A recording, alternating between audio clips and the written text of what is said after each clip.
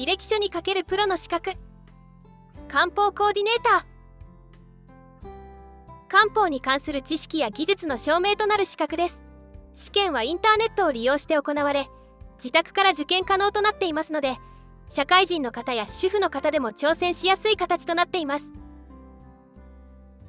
日本安全食料料理協会は、食品・料理の技術の理解や食育を通しての各スキルの水準がある一定以上であることを確認し認定する協会です。食文化の有効活用を行うことができる人材の育成を目的としています。詳しくは資格概要や受験概要をご覧ください。